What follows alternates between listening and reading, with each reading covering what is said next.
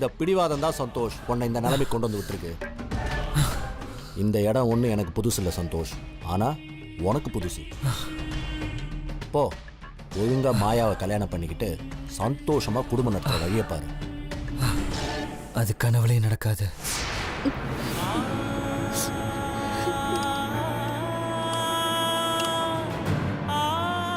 சாப்பிடு செல்வி.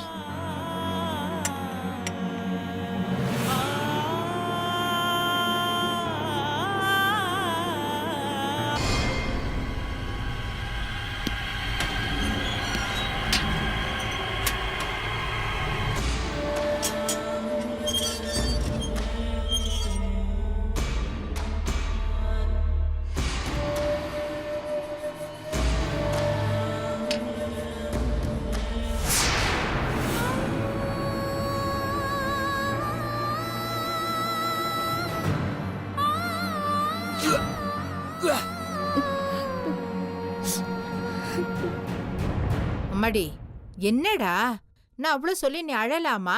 சாப்பிடுமா. என்னதான் தைரியமான இருந்தாலும் என் புருஷன் வசதி இல்லாம ஜெயில அந்த இருட்டு ரூம்ல இருக்காரு. எனக்கு இந்த ஆடம்பரமான வாழ்க்கை, வாய்க்கு ருசியான சாப்பாடு, படுக்க பஞ்சு மெத்த, ஏசி ரூம்னு நிம்மதியான தூக்கம். அவர் அங்க அடிச்சிட்டு இருக்காங்க பாட்டி. என்னால எப்படி இங்க நிம்மதியா சாப்பிட முடியும்?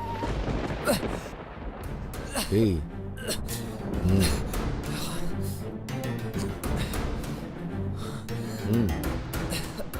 ஓகே தல.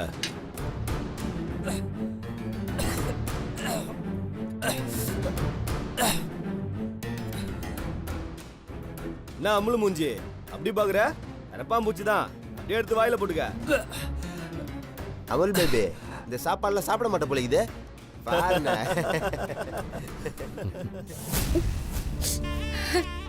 இதோ பாரு செல்வி, ஜெயில பல அப்பாவிங்களும் இருக்காங்க, தப்பு செஞ்சவங்களும் இருக்காங்க.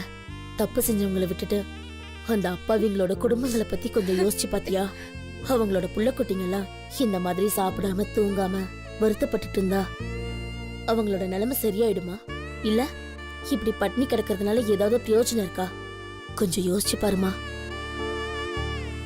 செல்வி கண்ணு, நீ தனியாளா இருந்தா கூட பரவாயில்லம்மா. ரெட்ட உசுருடா. நீ சாப்பிடாம இருக்கன்னு தெரிஞ்சா மாப்பிள்ளை எவ்வளவு வருத்தப்படுவாரு. அம்மாடி, அவரோட குழந்தை தானே நீ சுமந்துட்டு இருக்க. அவர் திரும்பி வந்து உன்னை பார்க்கும்போது உங்க குழந்தை ஆரோக்கியமா இருக்க வேணாமாமா? நீ எதை பத்தியும் கவலைப்படாத. இந்த கஷ்டம் எல்லாம் கடந்து போயிடும்.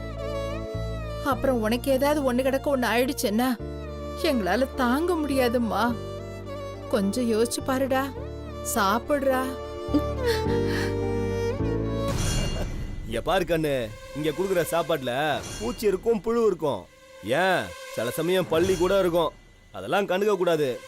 சும்மா நாஸ்தா மாதிரி எடுத்து வாயில போட்டுக்கின்னு போய்கிட்டே இருக்கணும். தோப்பார் தலை துறை வாந்தி அடிக்குது. இத பாரு கண்ணு, இத பிடிக்கலனாலும் நீ சாப்பிட்டு தான் ஆகணும், இல்லைன்னா இங்க வாழ முடியாது. ஏய், இங்க போற? இதை கொட்ட போறேன். எனக்கு இந்த மாதிரி சாப்பிட்டு பழக்கம் இல்லை. அப்ப பழக்கப்படுத்திக்க. இங்க பாரு தம்பி, இங்க இந்த கரப்பாம்பூச்சி தான் நான்வெஜ், பள்ளி முட்டை தான் கோழி முட்டை. என்ன சொல்ல போனா இங்க மூக்க சிந்தி போடுறவனும் இருக்கிறான், வேர்வையை அள்ளி ஊத்துறவனும் இருக்கிறான். வேற என்ன, அவன் வேர்வை தான் உனக்கு உப்பு. வேணும்னா டெஸ்ட் பண்ணி கரெக்டா இருக்குதான்னு பாரு.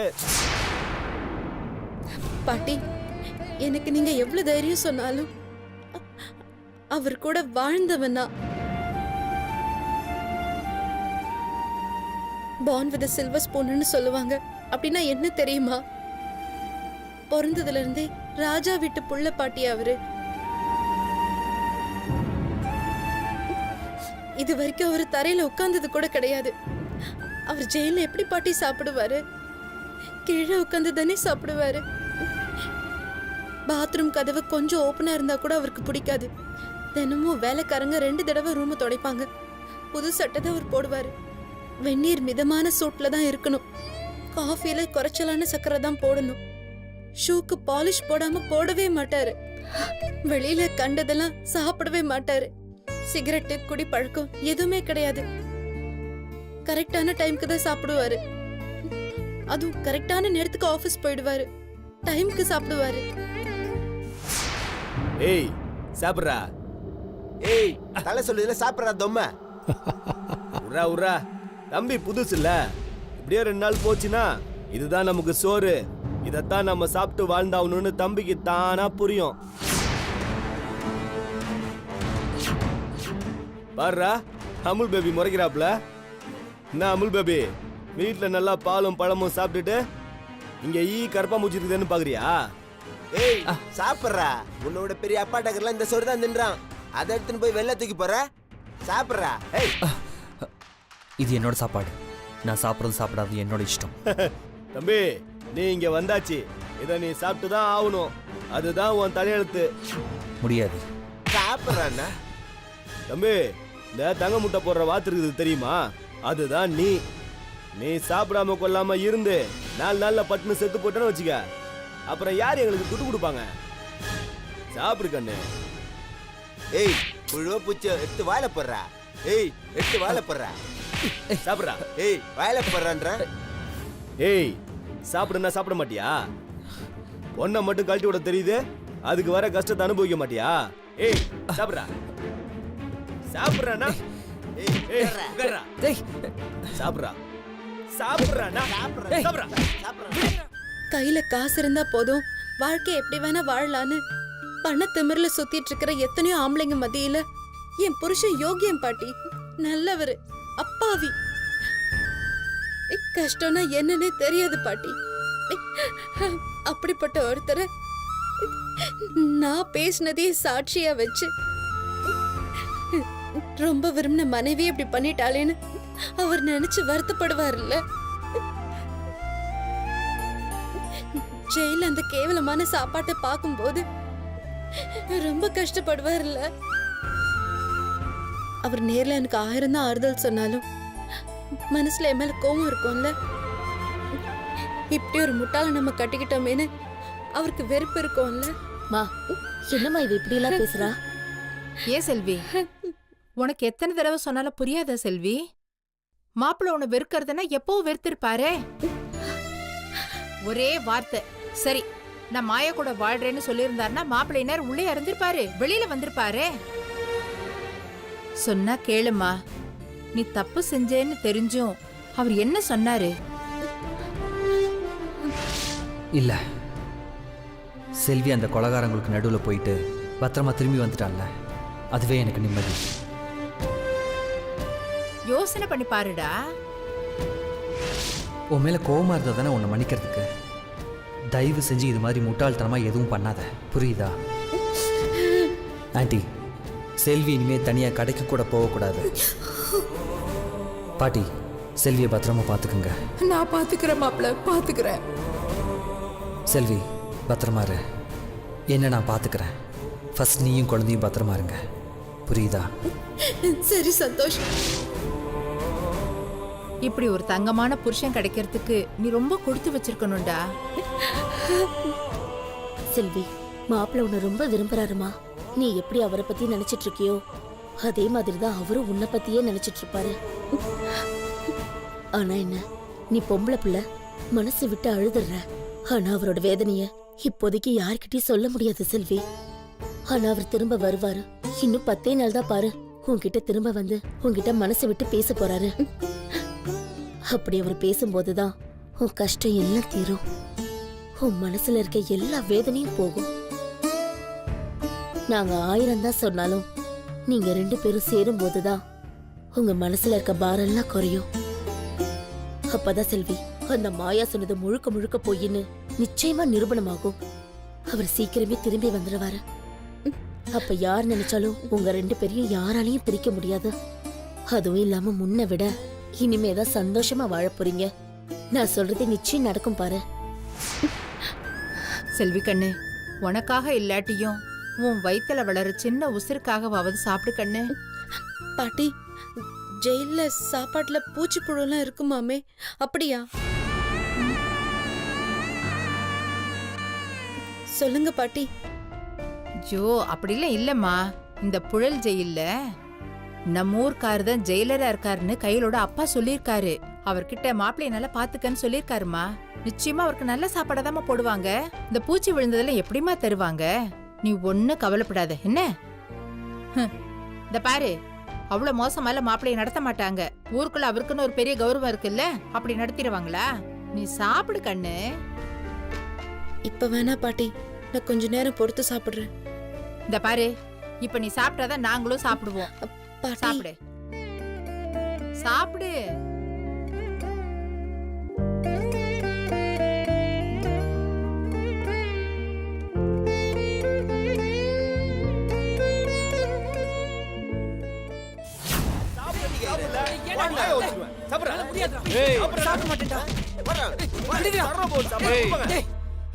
ம் கிளம்புங்க.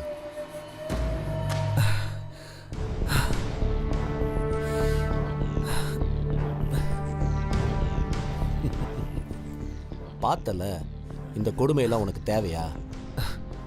நம்ப மாறினா இந்த உலகமே மாறும் சந்தோஷ். சீக்கிரம் மாறு, மாயாவை கட்டிக்கோ. உன் உலகத்தையே மாத்து. இல்லை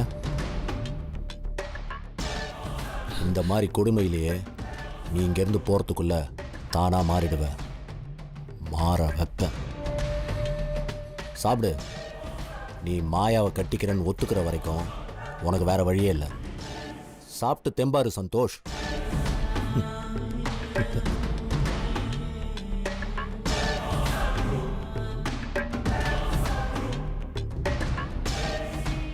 நீங்க எந்த அளவுக்கு பண்ணுமோ பண்ணுங்கடா. இதுக்கு எல்லாத்துக்கும் நான் வெளியே வந்ததுக்கு அப்புறம் உங்களுக்கு எல்லாருக்கும் இருக்குடா.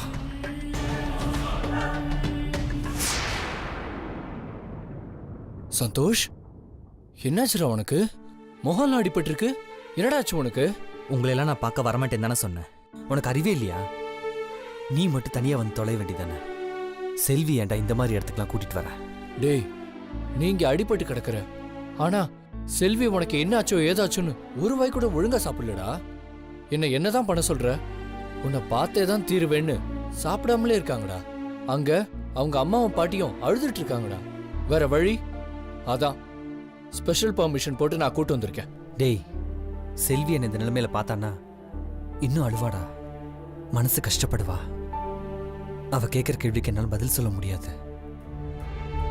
எவனையோ ஒருத்தனை ஸ்டேஷன்ல போட்டு அடிச்சதுக்கே என்னையும் அடிச்சாங்களோன்னு பயந்தவடா அவ. இப்ப நிஜமாலே போட்டு அடிச்சாங்கன்னு தெரிஞ்சா. அடிச்சாங்களா? இல்ல, அது ஒரு வேற பிரச்சனை. அப்புறம் சொல்றேன். அவ பிரெக்னெண்டா இருக்காடா. அவகிட்ட இந்த மாதிரி விஷயம்லாம் சொல்லக்கூடாது. சொல்லப்போனா இன்னும் 15 நாள் அவ என் முகத்தை பார்க்கக்கூடாதுன்னு நினைச்சேன். டேய், அதெல்லாம் இருக்கட்டும். யார் உன்னை அடிச்சாங்க? போலீஸா? அது எப்படி உன்னை அடிப்பாங்க? நான் ஹியூமன் ரைட்ஸ் போறேன்டா. சொல்லு, யார் உன் மேல கை வச்சது? சொல்றா. ஜெயிலுங்கிறது சும்மா இல்லடா. இங்க ஒரு சின்ன மாஃபியாவே நடக்குது. நம்ம போராட்டம் வேற, இங்க நடக்கிற விஷயங்கள் வேற. இதெல்லாம் ஒரு நாள் கூத்து மாதிரி. இன்னும் கொஞ்ச நாளைக்கு தான்டா. இங்க இருக்கிறவங்கெல்லாம் சும்மா காசுக்காக அடிக்கிற கூட்டம். அவங்களுக்கு என்ன வேணுமோ அதை தூக்கி வீசி அடிச்சா போயிட்டே இருப்பாங்க. இல்ல சந்தோஷ், இதெல்லாம் நீ என்கரேஜ் பண்ணக்கூடாது. எதுவும் பேசாத, நான் சொல்றது மட்டும் செய். நான் ஒரு அட்ரஸ் சொல்றேன், அங்க போய் யாருக்கும் சொல்லாம 1 லட்சம் ரூபா கொடுத்துட்டு வந்துடு. என்னடா, பணம் கேட்டு பிளாக்மெயில் பண்ணாங்களா? அதுக்கு தான் உன்னை அடிச்சாங்களா? டேய், சொல்றத மட்டும் செய். இவனுங்களோடலாம் சண்டை போறதுக்கு எனக்கு உடம்புலையும் தெம்பில்ல, மனசுலையும் தெம்பில்ல.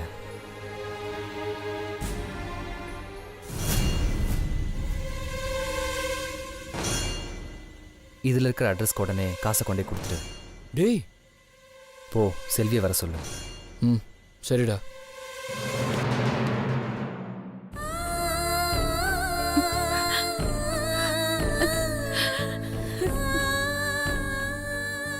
சந்தோஷ், என்னாச்சு சந்தோஷ்? அடிச்சாங்களா? இல்ல, நேற்று தான் வேலை கொடுத்தாங்க. அந்த வேலை செஞ்சு எனக்கு பழக்கம் இல்லை. அதான் கால் தடிக்கு கீழே விழுந்துட்டேன், அடிபட்டுருச்சு. பொய் சொல்லாத சந்தோஷ். இது கீழே விழுந்த அடி மாதிரி தெரியல. உண்மையை சொல்லு, உன்னை போலீஸ் அடிச்சாங்களா? சார், என் புருஷன் என்ன கொலைகாரனா கொள்ளைக்காரனா? எப்படி சார் நீங்க அவரை அடிக்கலாம்? செல்வி, அவர் எவ்வளவு பெரிய ஆள் தெரியுமா? இது மட்டும் மேஜிஸ்ட்ரேட்டுக்கு தெரிஞ்சா என்ன ஆகும் தெரியுமா? யார் இவரை தொட்டாங்களோ அவங்க வேலையே போகும். செல்வி ஸ்டாப் இட். சார் நீங்க போங்க சார், ப்ளீஸ் நீங்க போங்க சார். சார் உங்களை கையெடுத்து கும்பிட்டு கேட்டுக்கிறேன், என் புருஷன் மேல எந்த தப்பும் இல்ல, அவர் அடிக்காதீங்க. சார் அவங்க அப்படிதான் சொல்லுவாங்க, நீங்க தப்பா எடுத்துக்காதீங்க சார். தயவு செஞ்சு நீங்க போங்க சார்.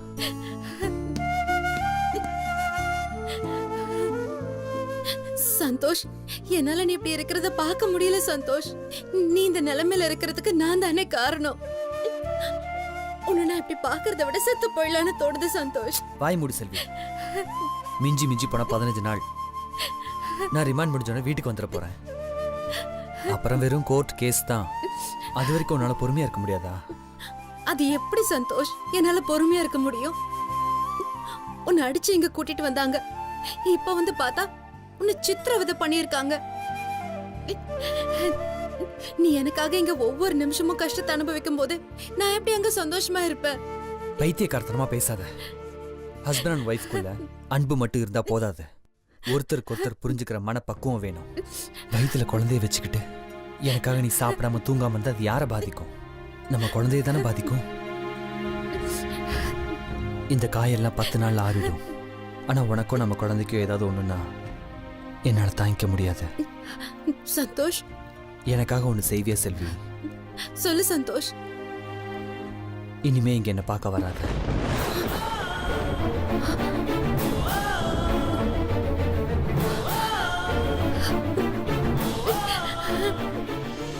என்னை விட அக்கறை எடுத்து பார்த்துக்க வேண்டியது நம்ம குழந்தை மேலதான். இனிமே சாப்பிடாம தூங்காம இருக்க மாட்டேன், நம்ம குழந்தைய கஷ்டப்படுத்த மாட்டேன்னு சத்தியம் பண்ணி கொடு. சந்தோஷ் இன்னும் 15 நாள் தான். எல்லா பிரச்சனையும் தீர்த்துட்டு நான் வீட்டுக்கு வந்துடுவேன். அது வரைக்கும் நீ தைரியமா இருப்பேன்னு எனக்கு சத்தியம் பண்ணி கொடு. சத்தியம் பண்ணு.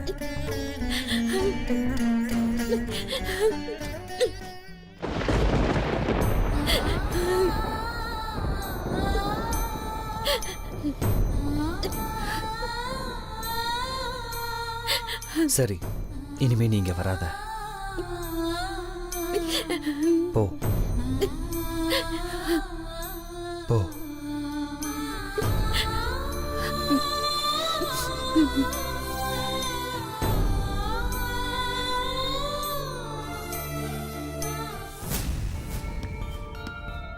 சந்தோஷ், நான் உங்ககிட்ட ஒரு முக்கியமான விஷயத்த பேசணும். சொல்லுங்க, என்ன விஷயம்? அது சொல்லுங்க, எது கூப்பிட்டீங்க? சந்தோஷ், நான் ஏற்கனவே செல்வி கிட்ட மாயா ஃபேமிலி கிட்ட போய் சமாதானம் பேசுங்கன்னு சொன்னேன். தயவு செஞ்சு நீங்க அதை பத்தி பேசாதீங்க. ஏன் சந்தோஷ்? நீங்க பண்ண மிகப்பெரிய தப்பு அது. சந்தோஷ், யார கேட்டு என் பொண்டாட்டிய தப்பான வீட்ல போய் சமாதானம் பேச சொன்னீங்க? ஐயோ சந்தோஷ், உங்களுக்கு லா பத்தி தெரியாது. டாம் யுவர் லா. தப்பு செஞ்சவன் குற்றவாளி, செய்யாதவன் நிரபராதி. அதை நிரூபிக்க வேண்டியதா உங்களோட கடமை. அதை விட்டுட்டு என் பொண்டாட்டிய சமாதானம் பேச அனுப்பி அவளை காலில் விழ வச்சு அவங்க அதையே சாதகமாக்கி வீடியோ ரெக்கார்ட் பண்ணி என்ன ரிமாண்ட்ல வச்சிருக்காங்க. எல்லாத்துக்கும் நீதான் என் காரணம். சந்தோஷ், இப்படி மரியாதை இல்லாம பேசாதீங்க. பின்ன என்னையா, நீ பண்ணது எவ்வளவு பெரிய தப்பு தெரியுமா? இல்லாத பிரச்சனையெல்லாம் கொண்டு வந்து விட்டுக்கிட்டு என் கண்ணு முன்னாடி நிக்காம போ, இங்கிருந்து போயிடியா. சந்தோஷ், நீ பேசுறது கொஞ்சம் கூட சரியில்லை. நான் ஒரு வக்கீல், நான் ஒன்னும் முட்டாள் கிடையாது. உங்க கேஸ் என்ன ஃபேமிலி பிரச்சனை நினைச்சுக்கிட்டு இருக்கீங்களா? சிவில் கோர்ட்ல சப்பையா முடியறதுக்கு இதே கேஸ ரேப் கேஸா மாத்தியாச்சு. எல்லா ஆதாரமும் அவங்க பக்கம் தான் இருக்கு. டிஎன்ஏ டெஸ்டும் ப்ரூவ் ஆயிருக்கு. சொல்ல போனா அவங்க பக்கம் தான் ஜெயிக்கிறதுக்கு நிறைய வாய்ப்பு இருக்கு. யோ, நீ எல்லாம் ஒரு வக்கீலாயா? இத சொல்றதுக்கு உனக்கு வெக்கமா இல்ல? இத பாரு சந்தோஷ், மரியாதை இல்லாம பேசாதீங்க, அப்புறம் வேற மாதிரி ஆயிடுவீங்க. இப்ப மட்டும் என்ன வக்கீல் மாதிரியா இருக்க? Santosh, mind your words. எங்களுக்கு நியாயம் வாங்கி கொடுப்பேன்னு பார்த்தா பச்சையா எங்களை ஏமாத்திட்டு குழப்ப வச்சு சொத்து அபகரிப்புன்னு என்னென்னவோ பண்ணிருக்கானுங்க. அதை தோண்டி துருவ வேண்டாமா? தோண்டி துருவலாம், ஆனா கேஸ முடிக்க 5 வருஷம் ஆகும். பரவாயில்லையா? அது வரைக்கும் நீ ஜெயில தான் இருக்கணும். வாய்தான்னு 10 வருஷம் கழிச்சு எடுப்பாங்க. பரவாயில்லையா? அறிவுகட்டத்தனமா பேசாத சந்தோஷ். சட்டம் எப்பவுமே பொண்ணுங்களுக்கு சாதகமா தான் பேசும். அதுவும் இல்லாம சாட்சி ஆதாரம் எல்லாமே மாயா பக்கம் தான் ஸ்ட்ராங்கா இருக்கு. உண்மையிலே சொல்ல போனா நீ இதோட காலி. உன் மரமடைக்கு ஏறுதா இல்லையா? சரி, உன்னால முடியாட்டி விட்டுரு, நான் பாத்துக்கிறேன். யோ, இது ரேப் கேஸியா? நீ வசமா மாட்டிக்கிட்ட. ஒழுங்கா மாயா கிட்டே அவங்க ஃபேமிலி கிட்டயும் போய் சமாதானம் பேசுறதுக்கு வழியை பாரு. இல்ல நீ உள்ளே கடந்து சாக வேண்டியதுதான். இன்னொரு வாட்டி என்கிட்ட இல்ல என் குடும்பத்துக்கிட்ட வந்து அந்த திருட்டு கழுத மாயா காலில் போய் விழு அது இதுன்னு சொல்லிட்டு இருந்த, அப்புறம் நான் மனுஷனாவே இருக்க மாட்டேன். இங்கிருந்து போயிடு. அப்பனா நீ வேற வக்கீல பாத்துக்க, நான் கிளம்புறேன். போயா. இதெல்லாம் சொன்னா திருந்துமா என்ன?